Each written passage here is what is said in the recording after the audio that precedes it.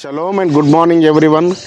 ఈ దిన కృపావాక్యంలోకి వెళ్లే ముందు నా బాల్యదినంలో యందు జరిగిన ఒక సంచలనమైన సంగతి, మా ప్రాంతంలో గొర్రెల మీదకి దాడి చేసిన ఒక చిరుతపులిని, ఆ చిరుతపులి నుంచి విడిపించడానికి కొరకు ఆ యొక్క యజమానుడైన కాపరి తన వేట కుక్కల సహాయంతో మరి ఆ యొక్క చిరుతపులిని చీల్చి చెండాడి ఆ యొక్క గొర్రె పిల్లను కాపాడుకున్నారు. అనగా యజమానుడు తన ప్రాణానికి తెగిస్తాడు.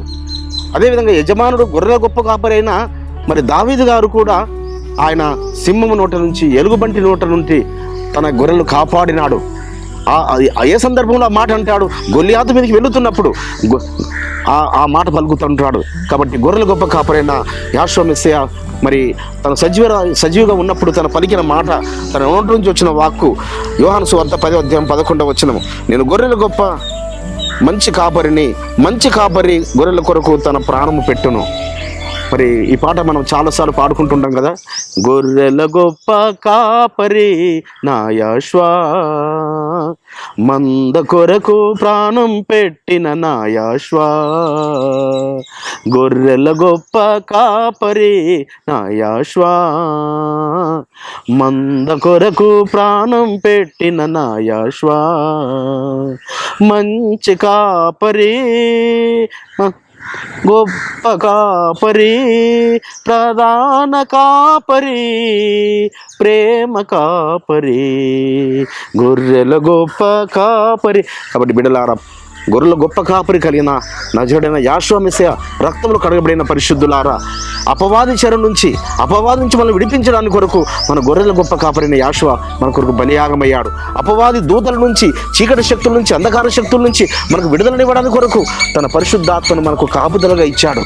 కాబట్టి ఎవరైతే బిడ్డలారా ఆయన నామమును ధరించుకొని ఆయన పరిశుద్ధాత్మ అనే వరమును రుచి చూచిన వారు చుట్టూ అపవాది యొక్క అధికారం ఏమాత్రం ఉండదు. అపవాది చెర నుంచి నేను విడిపిస్తాడు, వాడి యొక్క దూతల సమూహం నుంచి నేను కాపాడుతాడు. మరి ఎప్పుడు కూడా ఆయనను విడవక, ఆయన వదలక, పరిశుద్ధాత్మునికి మరి నిలయంగా, నివాస యోగ్యంగా మన దేహంలో పవిత్రంగా ఉన్నప్పుడు నిజముగా ఆ గొర్రెలముగా మనం గొర్రెల గొప్ప కాపరి యొక్క యెహోషువ మెస్సియా పిల్లలం అవుతాము. మరి ఆ యొక్క రాజ్యంలోనికి, ఆ నిత్య రాజ్యంలోనికి, ఆ పరలోక రాజ్యంలోనికి మనం వారసులముగా ఆయన గొర్రెల గొప్ప కాపరి ఉండబోతున్నాడు అంటాడు కదా. కుడి పక్కకు ఆయన మరి ఇజ్రాయేలును చూపిస్తూ మరి రక్షింపబడిన గొర్రెల గురించి చూపిస్తుంటాడు, ఎడమ పక్క శపించబడిన వారి గురించి చూపిస్తాడు.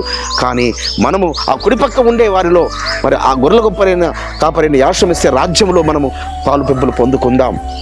వాటి కృప పరమతాన్ని మనకు అనుగ్రహించిన గాక. ప్రార్థన చేసుకున్నాం. పరిశుద్ధమైన తండ్రి, అబ్రహాం, ఇస్సాకు, యాకోబులు, ఎలోహిం, మా పితరులు గొర్రెల గొప్ప కాపరులుగా ఉన్నారు. గొర్రెల గొప్ప కాపరైన యెహోషువ మా కొరకు మీరు ప్రాణం పెట్టి బలియాగమై సమాధి గెలిచి లేచినారు. మీ యొక్క గొర్రెలుగా మమ్మల్ని చేసుకునేందుకు స్తోత్రములు చెల్లిస్తూ యెహోషువ మెస్సియా నామమున స్తుతించి ప్రార్థించి వేడుకుంటున్నాం పరమ తండ్రి, ఆమేన్. మన పరలోకపు తండ్రియు, మన రక్షకుడు, విమోచకుడును, నజరేయుడైన యెహోషువ మెస్సియా వారి దివ్య సముఖం నుంచి మీకు, మీ కుటుంబాలకు, మీ వంశాలకు శాంతి, సమాధానం, కృపయు మెండుగా కలుగునుగాక. ఆమేన్.